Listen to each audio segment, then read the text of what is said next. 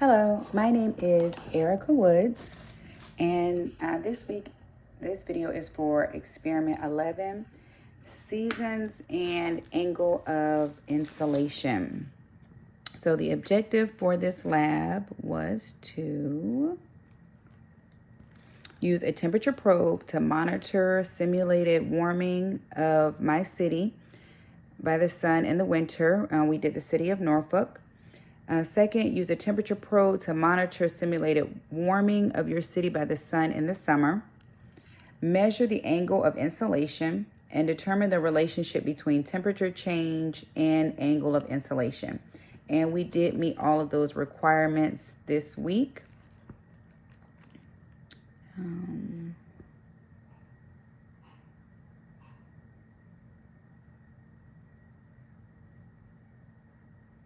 And so the answers for to the lab questions below were, it says, in the space provided in your data table, subtract to find the temperature change of each season.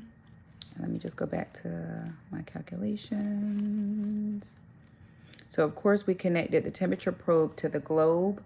We wanted to, it needed to be tilted because Earth's axis is tilted when it rotates around the sun. And the angle of isolation, we had two, I'm sorry, and I'm just jumping around. We had two strings that was 20 centimeters in length. And we taped the temperature probe to the angle of where Norfolk was. 1 second. I'm sorry. We positioned the globe with the North Pole tilted away from the lamp. And then we positioned the bulb at approximately the same height as the Tropic of Capricorn. We found our city on the globe. Then, so we taped the temperature probe to the globe with the tip of the probe at our location. And what I was able to get for the angle of insolation was 30 degrees. This is before we turned the light bulb on. When we turned the light bulb on to measure by the temperature probe, the maximum temperature was 26.6 degrees. The minimum temperature was 25.6 degrees. And in order to get the temperature change, we did subtract 26.6 from 25.6 and got 1 degree. So it's only a 1 degrees difference. For the summertime, the angle of isolation was 10 degrees. The maximum temperature was 32.5 degrees. The minimum temperature was 25.6 degrees. And when we subtracted that, or I subtracted it, I was able to get 6.9 degrees.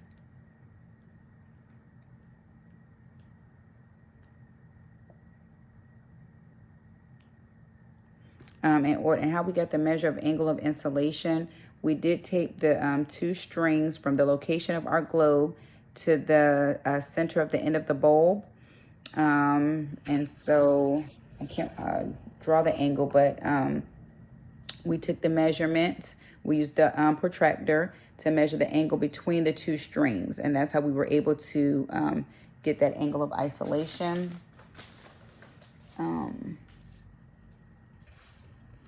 And so overall, I factored in, and I'm going to continue to go, the temperatures are cooler in the winter and warmer in the summertime because the Earth's axis is tilted.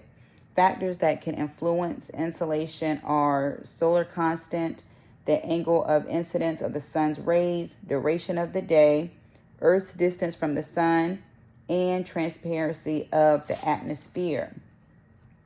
Earth orbits the sun, and the sunlight shines differently on Earth at different times of the year, therefore giving us the different seasons. The rotation changes the angle at which sunlight hits the surface of our planet, creating the different seasons. And so that takes me to question number 2. How does the temperature change for summer compared to the temperature change for winter? The temperature increased.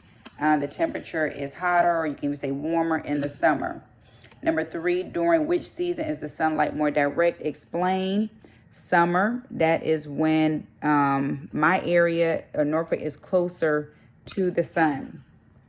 Number 4, what would happen to the temperature change if the earth were tilted more than 23.5 degrees? The summer temperatures would be more severe. It would be more hotter.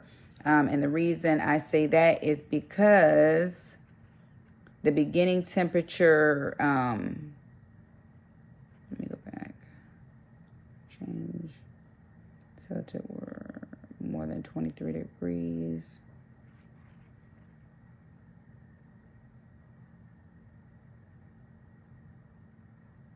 Yes, because of the way the earth is tilted and the area that it would be towards the sun in my area. And I did attach, I'm going to attach a picture to this video giving that example. What relationship is there between angle of insolation and temperature change? The bigger the angle, the smaller the temperature change. And lastly, what other factors affect weather in a region?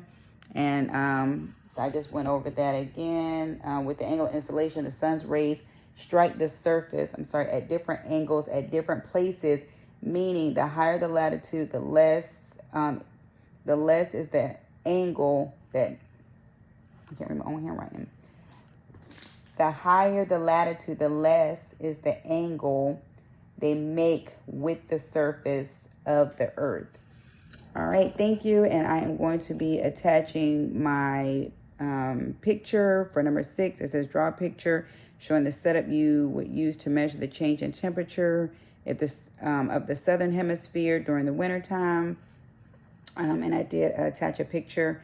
In class, I used the globe. I taped the Logger Pro to the globe, indicating where it should be pointed, as well as turn the light bulb on and shine the light bulb on that area. So I hope you guys enjoyed this video. I hope it's satisfactory, and I really did enjoy this lab. So thank you, and goodbye.